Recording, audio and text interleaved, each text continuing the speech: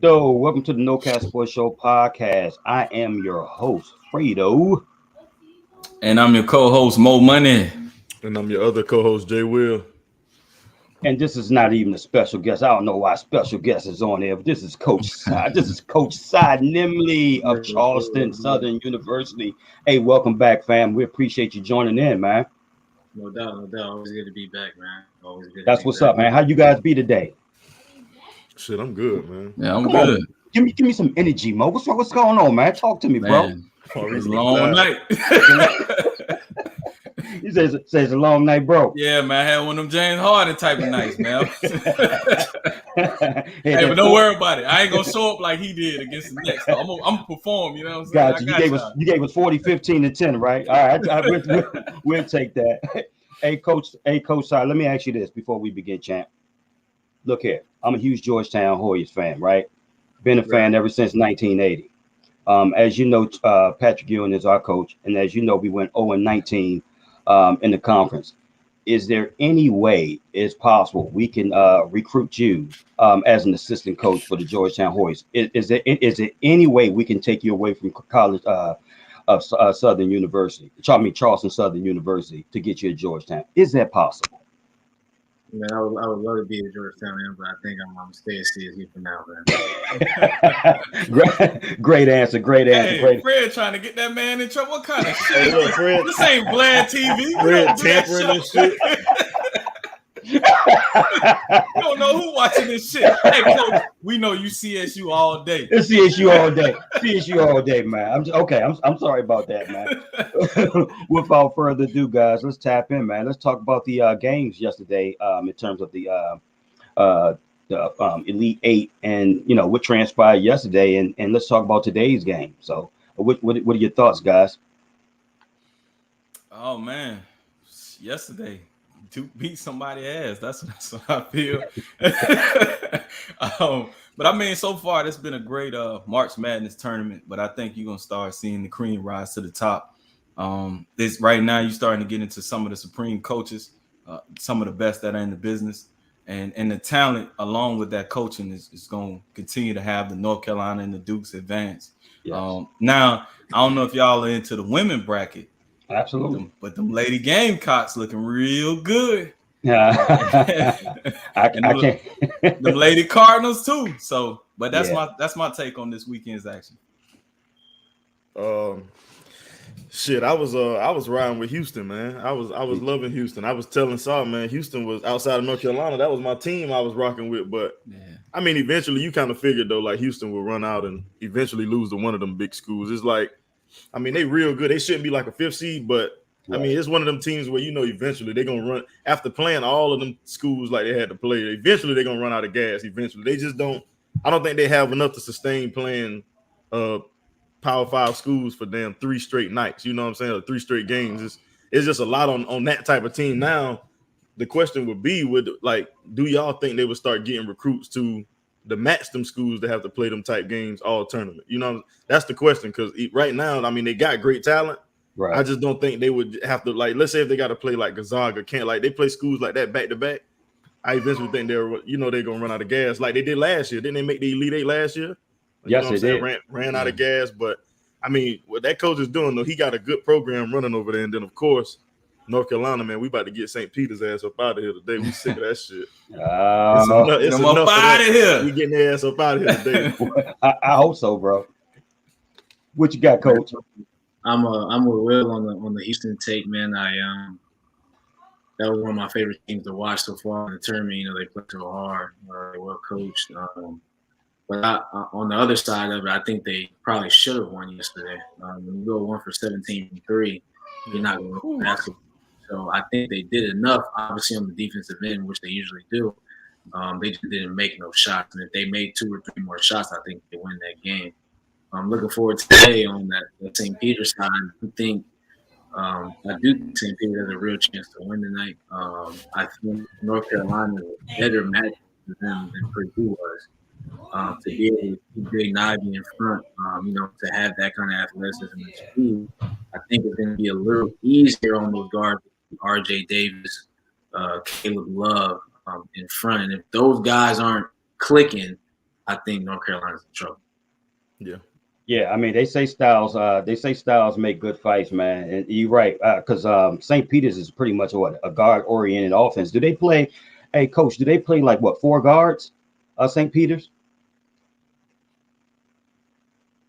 Say that one more time. My mic went out. I said, oh no, it's okay. I said, do St. Peter's play like 4 guards all at once?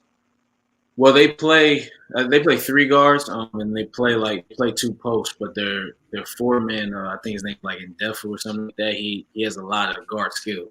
You know, he's probably about 6'6", 7, but he can pass, he can dribble, he can hit the open shot.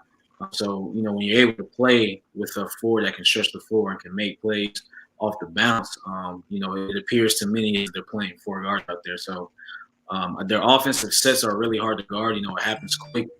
They're simple sets, but it happens quick. It's a lot of movement. It's a lot of middle ball screens, and they're able to read the defense and find wherever the defense is helping from. But I think what they do defensively is what really sets the tone. You know, they battle in the post. They're pressuring the ball up top. They create a lot of havoc, and it's something that a lot of schools aren't used to seeing. And you see that for the first time, one time, you know, it takes a little bit to get adjusted, and that's when St. Peter's they get comfortable. And at that point, anything can happen in a tournament like this. Okay. Hey, Jonathan, let me ask you a question. I don't know if Coach Saah can answer this question, but he's like I said, feel free to jump in if you want to, Coach. Let me ask you something about Mark Few, and this is to Jonathan and Mo. Hey, to you guys, is he overrated? You know what I'm saying? Because it just seemed like, it's just, you know, it just seems like his teams get like during this time, like I said, during this time of the year, his teams get out athletic, you know, like out athlete or out like the physicality of the game. I looked at the game last week against Memphis. You know what I'm saying? Memphis had a shot, and then you know what I'm saying, you look at it, you know, what transpired last week and stuff like that. I mean, is he overrated? Is he outdated? You know what I'm saying? What are your guys' thoughts on that, man?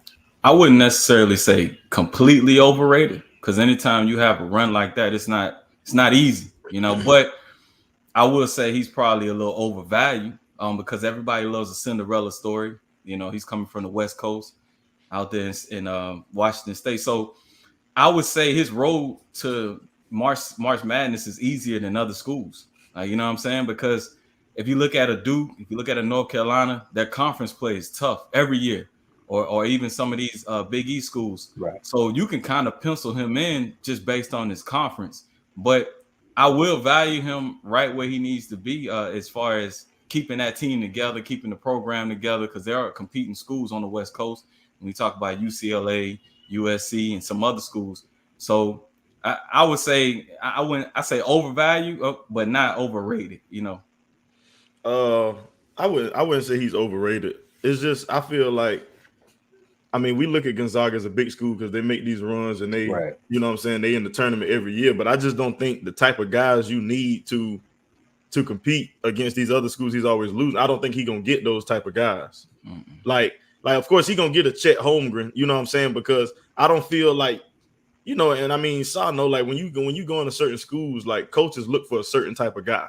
You know what I'm saying? So like, I don't think Mark Few wants a bunch of hood dudes, which kind of what he need over there to be tough. You know what I'm saying? Like he don't got a bunch of tough niggas. It seemed like he got a bunch of like intelligent, smart, nice guys. You know what I'm saying? Who can hoop, which is good. But when you go up against a team that can also hoop, but they also tough, like they talking shit to you, they getting in your head, getting you out your game.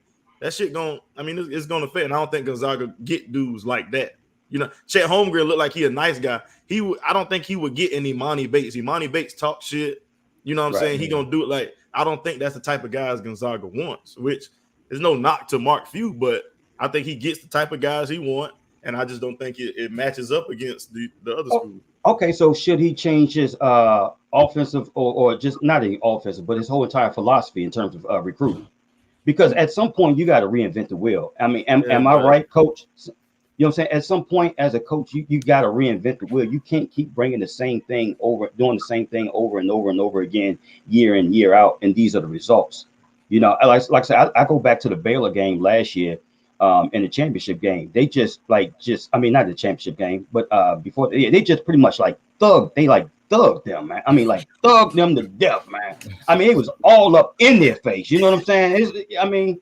I don't know, man. It just seems as a coach, from my standpoint, if something's not working, then you know what? And then I'm looking at everybody else in terms of what they're doing. You know what? I have to adjust accordingly. One thing I'll say on that is you got to remember only one team is going to win the championship. That's one thing I feel like we get sometimes is that every year, 360 schools lose and one team wins. And Gonzaga has been to like the Sweet 16 or the Elite Eight. The Sweet 16, I think 5 consecutive years. They're the only school out there that's done that. And they've won the championship. They've been to they were in the championship game last year. One thing that, like Will was saying, that as coaches, I can attest to that everybody has what they want to play. And everybody has a kind of kid that they like to recruit. And that's just how it is. You know what I mean? Like, players have to be able to match the coach's personality. And Mark Few's going to find guys that match his personality that he's going to be able to coach, get through to, and that's going to be the team that he puts out there. And to his credit, they're very successful every year. So, like you said, the Baylor, they was, toughing them down or whatever it is that may be, but that's that Baylor coach's personality. And that's the kind of style he wants. And it just depends on, your personality as a coach and the product that you want to put on the court and the style of play that you want to perceive. But every team is going to emulate the personality of their coach. And I think that's what you see with Gonzaga. Baylor, I think that's what you see with Duke. Okay. Yeah. St. Peter's. St. Peter's is Peter's, a perfect example. Yeah. Right. And then you got to think, too, recruiting is a two-way street. The kids got to want to go to Spokane, Washington. I don't know if y'all ever been to Washington State. I have. They ain't shit up there with trees, man, and mountains, man. You know what I mean? Like you take rain. a kid, and rain. You take a kid from the heart of Atlanta, you know what I mean? And you tell him, hey, man, go to Spokane, Washington. I don't know if that's gonna play over too well if he got other options on the table. So you got to take what's nested for you, like Coach said. You know what I mean? You got to create your philosophy based on the feeder program that you have, and those are the type of kids that want to go to Gonzaga. And, he hits on them. Now, we talking about overrated or overvalued. I think Coach Few should get a pass. But Chet Holmgren, I mean, the spotlight got to be on him, man. I don't know what the hell ESPN looking at when they look at Chet Holmgren. The boy need to eat like 4 or 5 Whoppers. He got to get in the weight room, man. If a team drafts him in the top 5 of the NBA draft, I think they'll be making a mistake unless it's a perennial like NBA playoff team as it is, like if Memphis were to get that Lakers pick and it transformed into a lottery pick and you can bring them in off the bench. But anybody else expecting him to carry them onto the NBA championship, man, he gonna end up being another Darko Milicic. He just don't have it for me. What y'all think about that? They really tripping with that KD shit. They bugging with that. I can see if they would have probably said like a Porzingis or some shit, but KD, they wilding with that shit. Hey, bro, I'm gonna tell you something. It's offensive. And I'm gonna let Coach go. Bro, he ain't even the unicorn, bro. He ain't even. But I'm saying I can see a potential Porzingis more than KD though. They facts. Every skinny dude with a jump shot, KD. Yeah, you know what I'm saying? Exactly. That KD comparison is ridiculous, man. They bugging. I'm sorry, Coach. Go ahead, bro. Oh no, I was good. I ain't so in other words, hey, Coach said, I plead the fifth. Gotcha. We got you loud. We got you loud and clear on that. Hey, Coach. Okay. Here's one of the reasons why we really want to bring you on, man. And once again, we thank. Go ahead, and say it, Mo. So look here. As you know, we had a discussion via text the other day. Now, let's go back to last week, right? Where I had a hot take. And my hot take was, in my 48 years of living, Kyrie Irving and Kevin Durant are two of the most offensively skilled basketball players that I've ever seen, in my opinion. We took it to text the other day, and we was going back and forth. I was like, man, we got to put this. We got to put this on wax, man, because a lot of times texts get misconstrued and stuff like that. So I guess Jay had a conversation with you and Arlen and what have you. So look here, man, have the floor, and I'll chime in as need to, man, and go from there, guys. Hey, hold on, Saah, Fred. keep it original. You said KD and Kyrie was the absolute best duo you've seen. I did not say that, bro. Yeah, you did. I did not say. I on mothers, bro. I swear Check to God. the message. Check the message. I know we on air, but hold on. Let me check the message. Bro. Okay, if I did say that, bro, then I'm wrong. God, I meant. Give us a pause real quick. Pause on that, then. Pause on that. Pause on that. Fred, because remember I said I think that's why I don't like Texas. that KD and Steph is a better duo offensively. That's why I made the argument because you know said what, Kyrie bro? and KD was the best. Okay, let me say this. I was actually going back to what I stated last week, you know, in terms of that, in terms of those two are the most offensively skilled. And we took it back to the text. And that's why I don't like texting, man, because it get misconstrued. And you guys type about 15 things when I'm on my first one. So, you know, I'm way behind time with you guys. You guys got Mac Pros that you're typing on. I don't know what you're doing, man. So that's why I was like, we got to have a conversation. Okay, go ahead, Mo. What did I say? Pull it up. And it's a lot of text, man. I'm still scrolling. I tell you what. Meanwhile, no, hey, so it did, yeah. Fred, you did. Okay. So what did I say? Go ahead. Tell the viewers and listeners out there. What did I say? So it started out. JWill said something about duos. I don't see what Fred say duos at. He just said most skill, KD, and that's the most skill. You said they're the most skilled offensive duo ever. Most skill offense. Yeah, look at the most skill offensively. Two of the most skilled offensively players that I've ever seen in my life. I wanted to go take it back to what I said the other day. Now, if I said anything other than that, then that's my apology. Did JWill say duo? The actual Jason Williams? I think because we was watching these videos, Williams. And then he was talking about right. We were talking about the duos. And then remember, I brought up the Steph thing because the real reason, remember, I said Steph. Remember, I asked the question. I was like, "Yo, Steph's handles is as close to Kyrie's handles versus Kyrie jumper is close to Steph's." And I said, "Fuck no." Hold on. Hey, hold on. He told me I need to be drug tested. Let's speak. Let Coach get in on this because y'all can go on this shit for days. Let's let the tiebreaker bring it in. Go ahead. What you got, Coach? My thought on that was Steph's handle is closer to Kyrie's handle than Kyrie's jump shot is to Steph's jump shot. That was my opinion on the situation. Okay, I can respect that. Solely because, like, there's never been. Now I'm saying that, and now I'm thinking about it in my head, but there hasn't been a ball handler like Kyrie either, in my opinion. Okay. But I think Steph is just so far removed from it. Like, there's Steph, and then whoever you want to say is number 2, Ray Allen, Reggie Miller, whatever you want to say. Klay Thompson. I think Klay Thompson's top 5 shooter all the time too. Yeah. True story. I feel like Steph is just so far above those guys.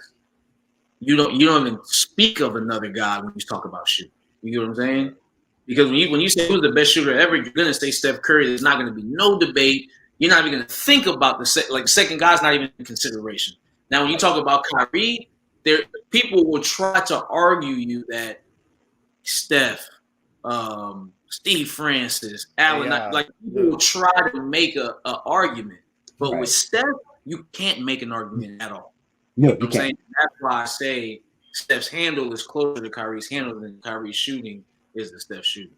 Okay, Coach. That's a great point, Coach. Yeah, it's a great point. Now that was a great perspective. Hold on. If you go back and look at the text, little bros, both of you, let me preface my comments again. I stated in the text, I said, this is no disrespect to Steph. Steph is the best shooter ever in history, in my opinion. I specified that. You know what I'm saying? However, in my opinion, Kyrie is just the most, like I said, offensively skilled player that I've ever seen. I mean, he can just do everything with the ball, man. His layup packages is just, it's just freaking legendary. He's more diverse. He can finish around the rim. He can just do more with the basketball, in my opinion. And then if we're talking about Kevin Durant, you talking about 7 foot that can shoot from as soon as he come in the building. You know what I'm saying? He can take you off the dribble. His hezzy game is sick. He's a 90, he's a 90, 50, 40. No one is debating Kevin Durant. Right. I get that. Kevin Durant is in a whole nother lane. KD, we know that. KD by us, we get that. I get that. So, but again, those two, like I said, in my opinion, are the most offensively skilled, like I said, basketball players. I think Steph gets overlooked though, because his layup package crazy too. Like, who lays it up that high off the glass like that consistent with either hand over the big? Like, Kyrie layup package is nice, but I don't think people understand how tough that is to do what the fuck Steph be doing. Like, so that shit he do off the glass is not easy, bro. This is my question for y'all, right? And this is a killer argument. If you building out a roster, right, trying to win a championship, or if you co-sign, you on the recruiting trail and you trying to fill out your roster for your program, which player are you going to fill out your roster around? Is it Kyrie Irving and his mostly isolation offensive package? Or is it Steph Curry, who can give you a little bit more off the dribble? He can come down to pin downs because he can shoot a little better. But which player would y'all take in their skill set to build your program around?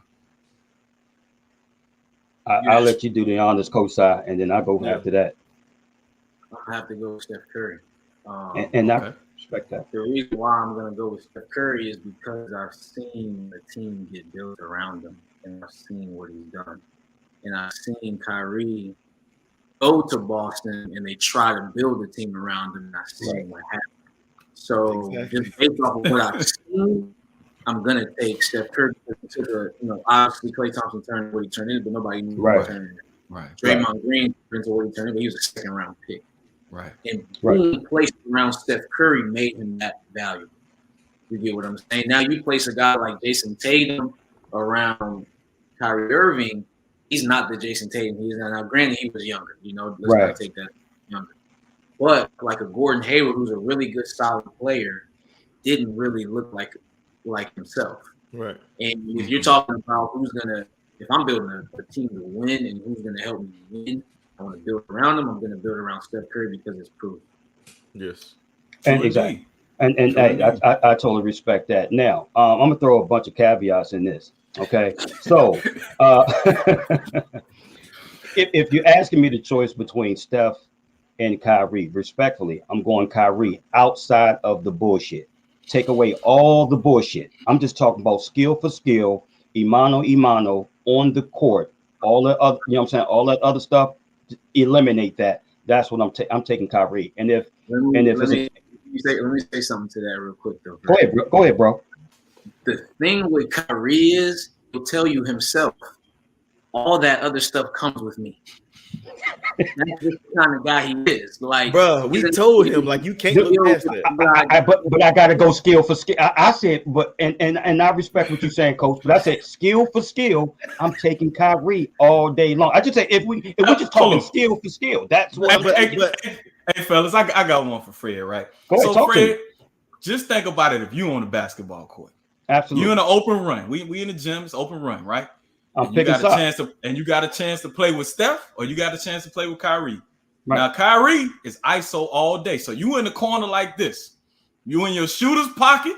You waiting on the ball, and that nigga just dribbling. I get you. And he's still dribbling. Nah, that nigga gonna score, but he is and he gonna score. Then you gonna run down. You got to play defense, and then you gonna run back down, and he's still gonna be dribbling, and he's still gonna be dribbling. That ain't team basketball. You cannot win like that with that skill set. That's why you got. It's cool to have a skill, right?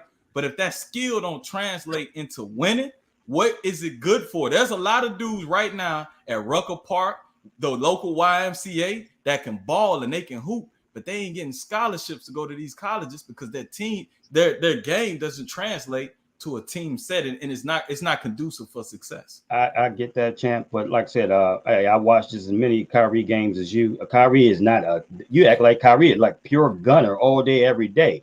You know what I'm saying? Like I say, ball players respect ball players at the end of the day, especially when it comes to skill set. You know what I'm saying? He didn't do that with LeBron. He certainly, it didn't work out. It did not work out in Boston. You know what I'm saying? For whatever reasons it is. You had a young Jason Tatum. You know what I'm saying? You had Gordon Hayward that's not only equal as a Kevin Durant. So, like I said, to answer your question, bro, if I had the choice, you know what I'm saying, in the playground atmosphere, I'm choosing Kyrie. There's no disrespect to Curry whatsoever, bro. I love Curry. Curry is transcendent. He is one of the best outside shooters, if not the best outside shooter ever, and it doesn't even compare. But when I talk about from skill to skill, which you bring to the table, you know what I'm saying, you can score from all three levels of the game. from an offensive standpoint, I'm just choosing Kyrie, minus the bullshit. But I get what Coach Saah's saying. It comes with it, unfortunately. But my thing is though, like just because you gotta like we're not arguing the skill set, but if you're talking about starting a team for it, you can't just say, oh, you got a great skill set, that's what I'm choosing. Like, bro, your skill set has to equate to winning, bro. You gotta win. Like, think about hold on. Think about this though. When Kyrie went down with Boston, bro, why did they look so much better with Rozier? Rozier can't even hold Kyrie fucking jock strap, but they look so much better. Why? But why did Boston want to resign him? And he did, and he, like I said, he flaked out on him. Did Boston really want to resign him, or are you still listening to these reporters on Twitter? Did they really want to resign him? He flaked out on them. He flaked out on them at the end, bro. I mean, so we can have this discussion all day long. He flaked out on them for Brooklyn at the end of the day.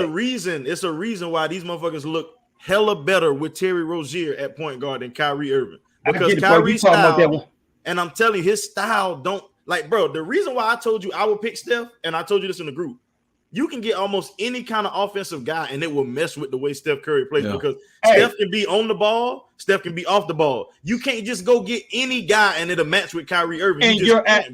And that's perfectly fine, bro. But let me tell you something. I've seen Steph in crucial situations, not flake. In crucial situations. I've seen them flake. Well, I've seen them, go 2 for 15 or 2 for 13. You know what I'm saying? Don't quote me on it or what have you. But if you go back to the playoffs, especially when Durant was there, he's flaked, he's flamed out. You know what I'm saying? So the fact of the matter is this. So Kyrie hold on. I'm not. Hey, you asked me what my choice. Right? I'm saying, has Kyrie ever flamed out? Have you ever seen Kyrie? Okay, then so what's the point of bringing up Steph? But that's the same. That's the same damn nigga that hit that game-winning shot. You know what I'm saying, for Cleveland to win that championship, right? Steph never hit big shots. Okay, which you said one time, but he won the chip because of that, right? Steph ever hit big shots to win games in the championship? Has he ever hit big shots in the championship? Has he ever hit big shots in the finals, Fred? Yes or no? Are we minding when KD was there? What, bro? Has he ever hit big shots? So we're going to another area, right? Because you don't even want to do that, do you? Bro, has he ever hit big shots? Yes or no? He's hit big shots. Okay, then, so what are we talking about? But you make it sound like Kyrie hasn't never hit big shots. But no, you're making it sound like Steph Curry just is not like, bro. You really discrediting the shit out of Steph Curry, bro. I'm not. I told you what I look at. I prefaced my comments earlier, bro. You can't make me like who I don't want on my team. I'm not trying to make you like. I'm just trying to get you to understand. Look at. I get you, champ. But let me tell you something. I played basketball just as well as you. You played on a higher level. However, we both know the game. At the end of the day, bro, for me, from my standpoint, if I want to win a game and there's 3 seconds left on the clock or 4 or 5 seconds left on the clock, I would take Kyrie all day, every day, twice on Sundays, champ. That's no disrespect to Steph. I like what I like. That's what, and you guys like what you like, and I can respect that. Now, the transition to what Mo said the other day, he said both of them pretty much fucked up the game. They did. And I want you to elaborate on that, bro. So my thing is with Steph, right? Every little kid, I got a nephew, he running around downstairs. Everybody want to shoot from half court because of Steph, and that's not his fault, but it is at the same time. It kind of messed up the game to where people stopped shooting in the mid-range. They stopped working on their post game. They stopped working on their footwork. Not everybody, unless you're going to put in thousands and thousands of hours, going to be able to shoot like Steph Curry. And the reason I said Kyrie kind of messing up the game a little bit, kids are impressionable.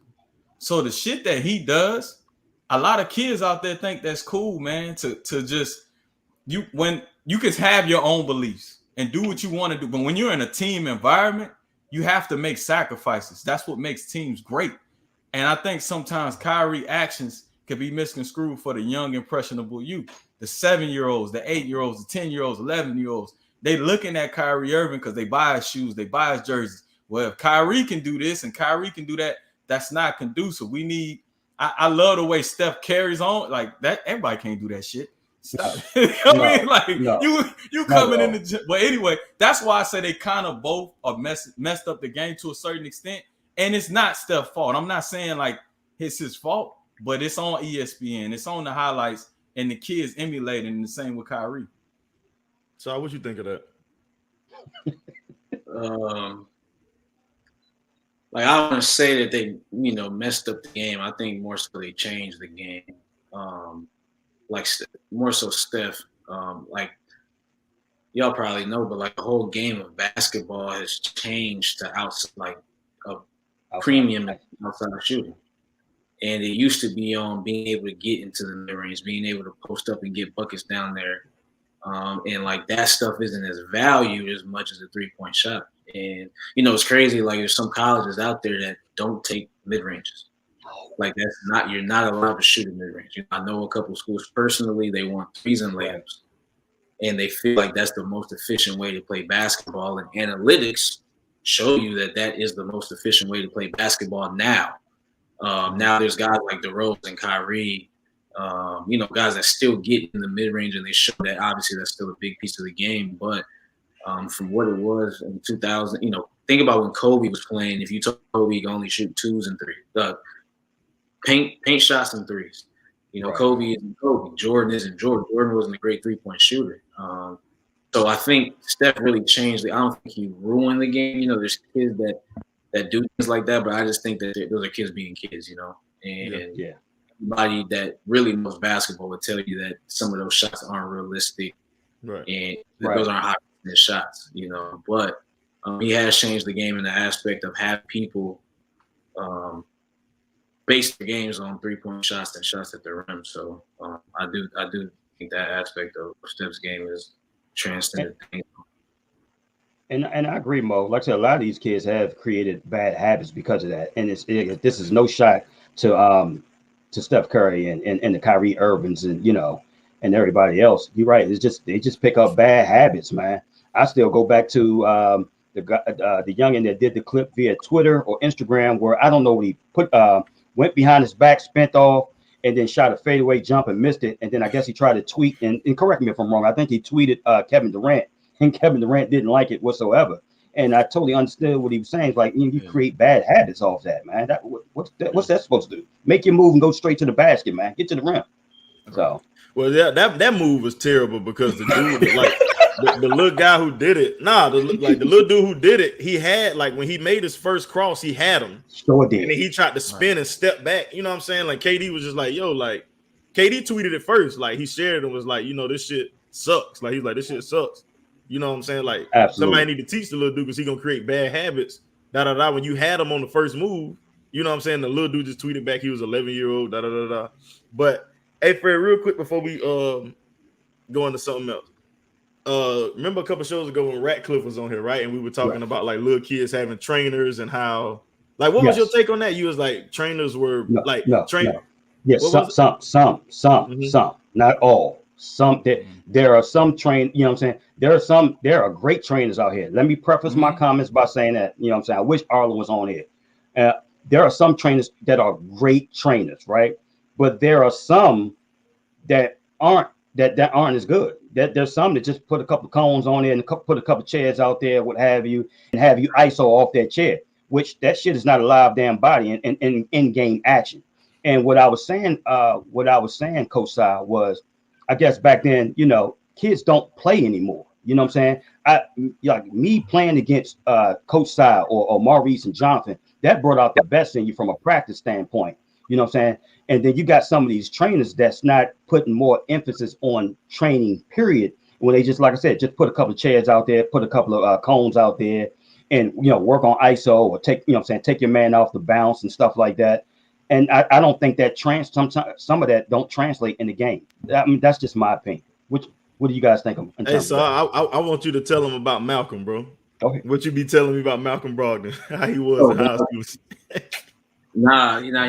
He's a little different kind of dude in the way he approaches the game. But he was a workout guy. He didn't like to go. Like he felt like, especially if it wasn't like college guys, really good high school player, he didn't want to waste his time. He'd rather just perfect his skill. And we used to go to Lifetime, and Malcolm would want to go upstairs, we'll go lift, and he want to run. Then we'll go downstairs, he'll put the chairs, the cones out. We're gonna get a skill workout in. We'll go back upstairs and run. That's how Malcolm. That's how he felt that he could. He liked working on the skill. He didn't want to necessarily just go out there and hoop. And some people aren't, like you talk about as a basketball player versus a hooper. That was an argument that's been had many times on Twitter and probably between y'all, but Malcolm's a basketball player, but he can also hoop. You get what I'm saying? Yeah. And there's a difference between the two. But as far as like trainers and what you said, like I remember me growing up, I didn't have a trainer. Like that was the thing when I was growing up. Like everybody has a trainer. Every parent wants to give their kid a personal trainer like that. What your skill was on skill development good. But you have to apply basketball to really see your game grow. Like the only thing I did when I was growing up was I go. That's the only thing I did. So I didn't work on no drills. I didn't get up shots. I ain't do nothing. All the shots I got up was in live 5-on-5, real contest, real moves off the bounce, things like that.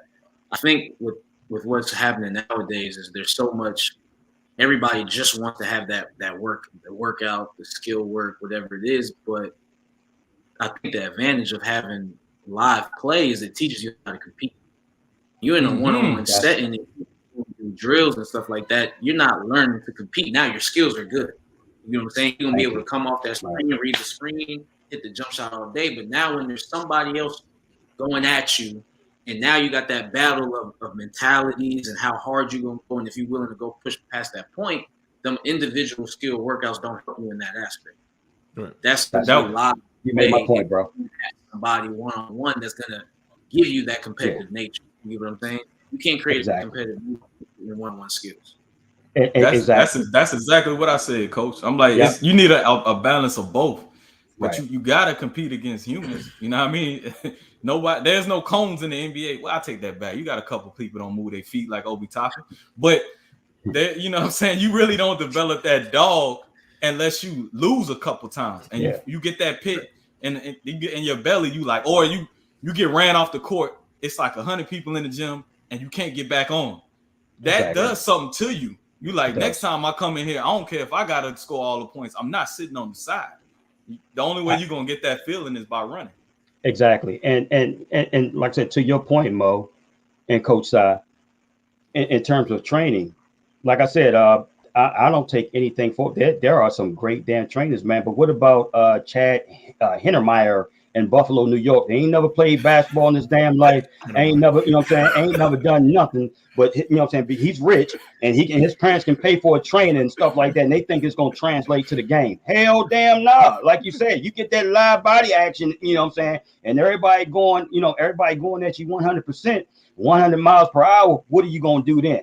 You know what I'm saying? So I mean, I'm like I said, you made my daggone point. So I definitely appreciate that. So all our viewers and listeners out there, don't forget to subscribe to the No Cap Sports Show via our YouTube channel. Don't forget to subscribe, share, and go ahead, JWill. Tell them what they need to do with that bell. Hit that goddamn bell, man. So you can get all the notifications.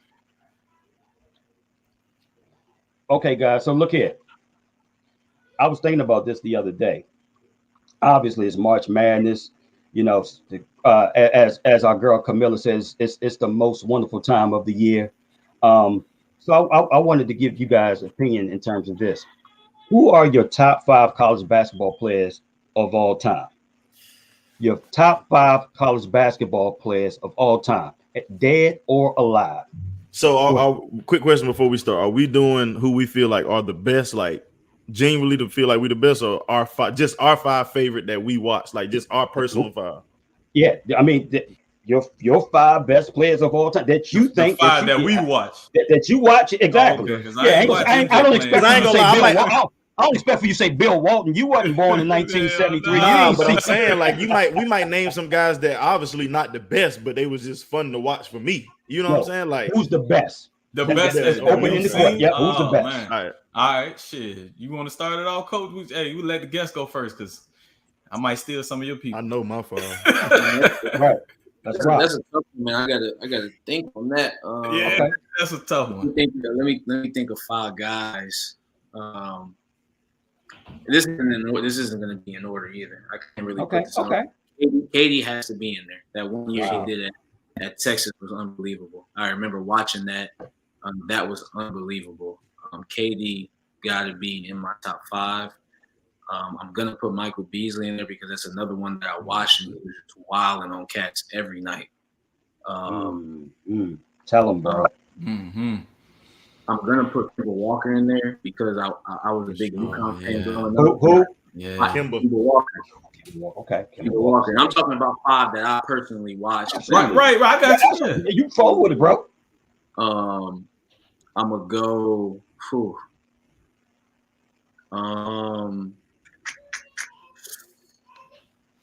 I'm gonna go with Anthony Davis because I watched how he affected that game on both ends. You know, he was a catch alive guy. He contested everything at the rim. I thought that was pretty special. And then my number 5, I gotta put my boy Trey Burke in there.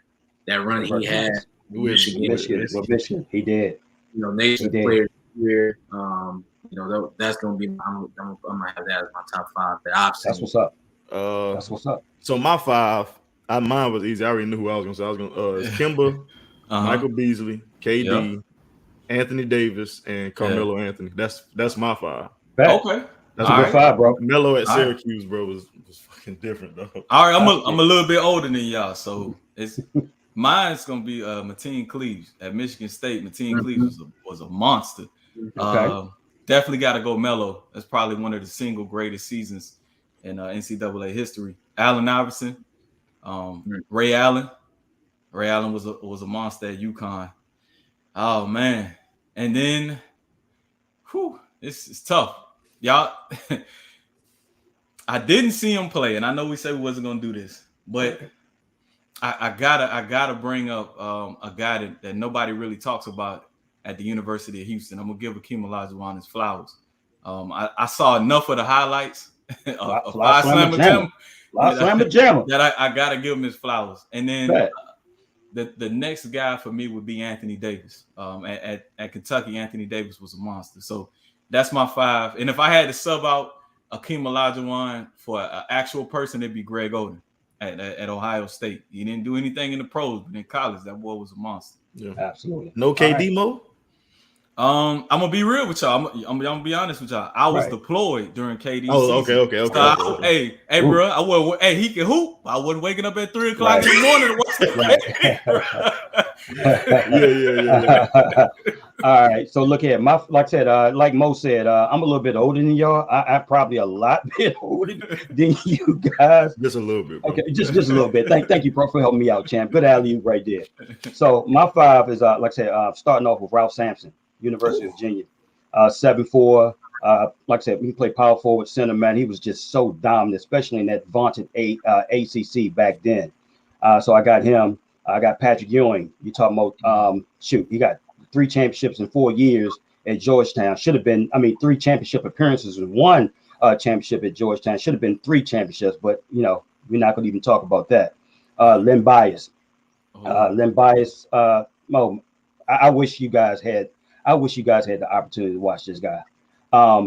You talking about watching Jordan come up and bringing him up with Jordan and just seeing them 2 side by side. You talking 6'8", had the prettiest jump shot. With just straight dunk on your head. He just had the whole entire package, man. Just like I said, gone way too early, man. Pearl Washington, Syracuse, point guard. Point guard, man, can do any and everything with the ball, man. He used to destroy my Georgetown Hoyas back then, man. He was a problem. He was an opponent's nightmare. You know what I'm saying? And last but not least, Chris Jackson, formerly known as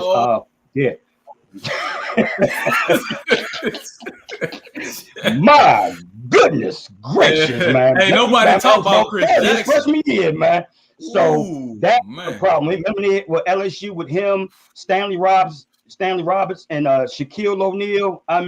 That they were a problem, man. So I don't want to hijack your segment, right? But when I was growing up, there was he changed his name to Maruf or something like that.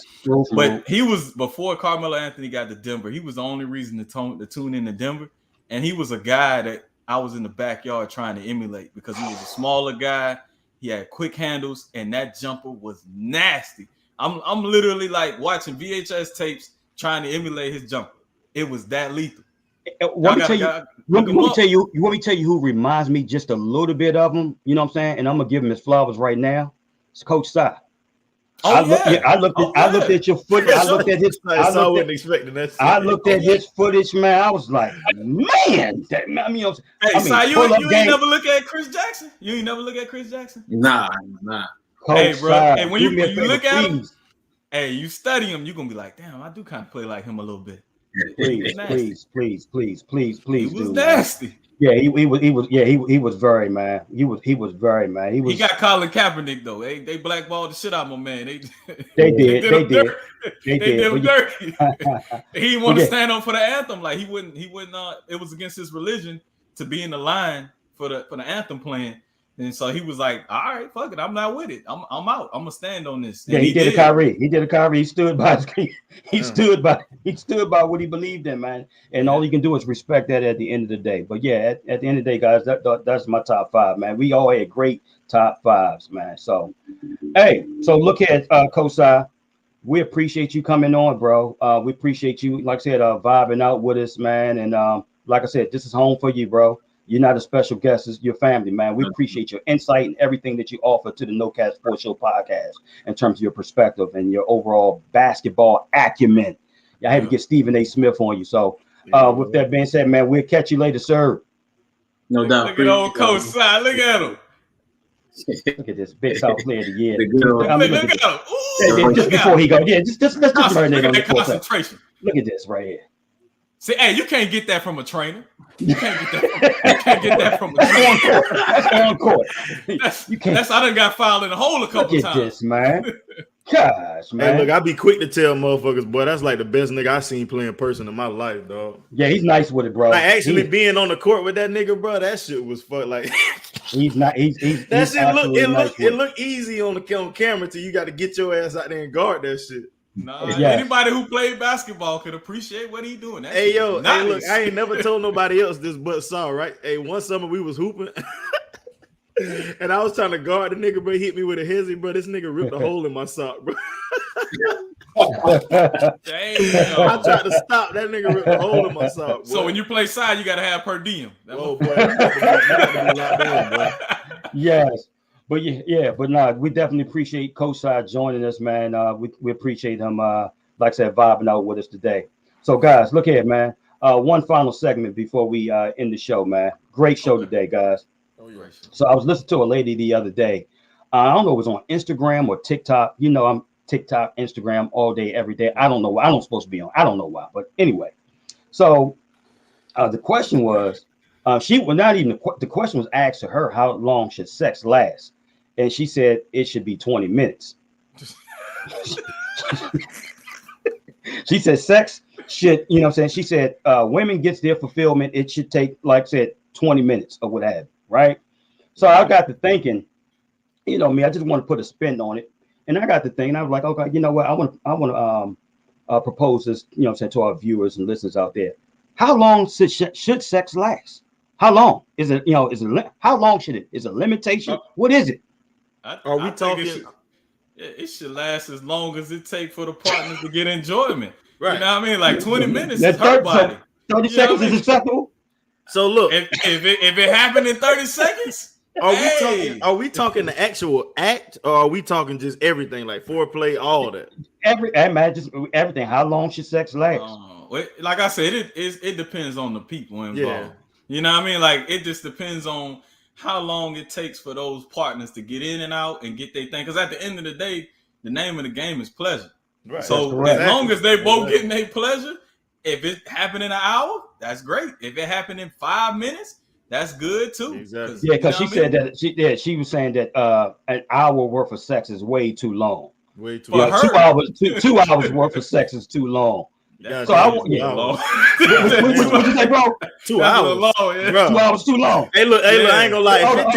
2 hours too long. That's too long, bro. That's too long, bro. What the fuck is y'all talking about, man? Why is 2 bro, hours long? Listen. If it takes 2 hours for somebody to make somebody get off, bro, you probably 9 times out of 10 you probably don't know what the hell you're doing. Oh, what about? It's called multiple, bro. You can have. But I'm saying, but in that case, no. But she's saying, I'm assuming the question was to how long should it last to get one off? That's what I was assuming. Okay. Because if you're gonna get into multiple and then 3 and 4, then of course you don't.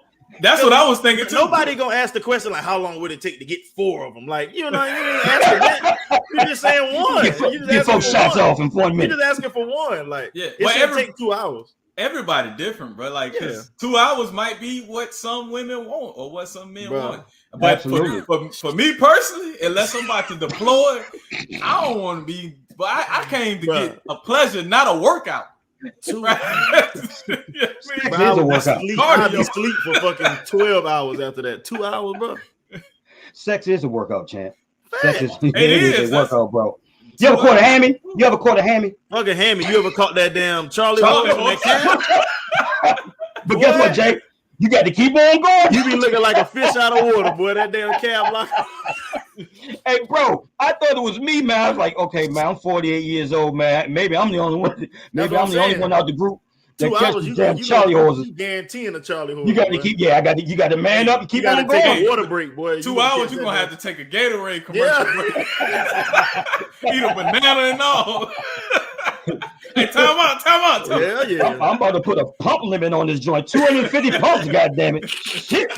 You better get yours. I'm gonna get mine. God damn it. Man, but yeah, like I said, those kind of things you can't just tell somebody, oh no, 20 minutes, that's good for you. That's good for her. You know what I mean? Yeah, 20 minutes.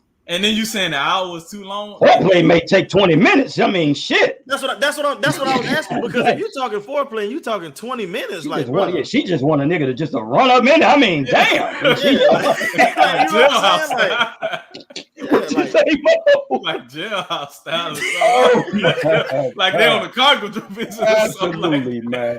Hey, JWill, tell our viewers and listeners what they need to do in the comment box, homie. Hey, man, make sure y'all leave a comment and interact, man. How long do y'all think it should last? All the adult viewers, how long do y'all think it should last? Just you know what I'm saying? Let us know. And then also give us y'all top 5 college basketball players of all time. Absolutely. So look here, guys. I got a final hot take, right? Okay. Before we go ahead and depart out of this.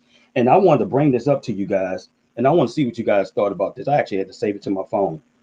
And we're gonna get up out of here, man. And I just want to really see what your thoughts about this was.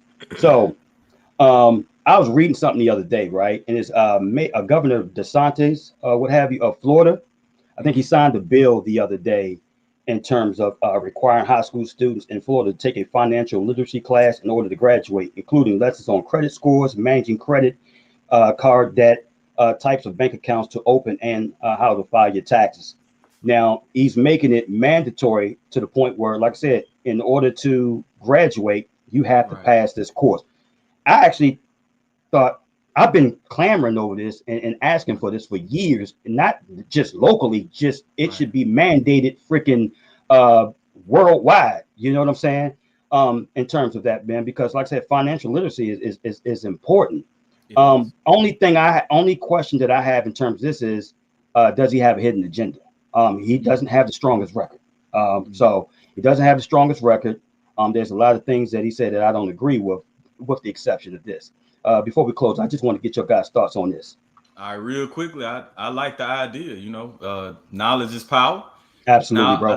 Like you said, Fredo, what is the initiative though? Because I mean, to have knowledge and not being able to use it in that community because there's no jobs available, or the economic wealth graph is so large that it doesn't matter how great you know your credit score is.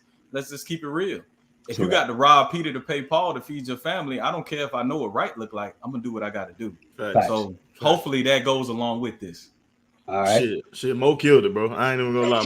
Mo killed it, dog. He gave an analogy and all. Like, yeah, I agree 100% with Mo. Like, it's good to have it, you know what I'm saying? But what's the motive behind it? You know what I'm saying? So yeah, I agree with Mo. And that's the key, bro. Like I said, hopefully, you know, there's no hidden agenda. And, you know, this is coming from the heart instead of having hidden agendas in terms of this. With that being said, to all our viewers and listeners, from Fredo, from Mo to my homie JWill, hey, man, hey, good night. God bless. And we'll see you tomorrow. Peace.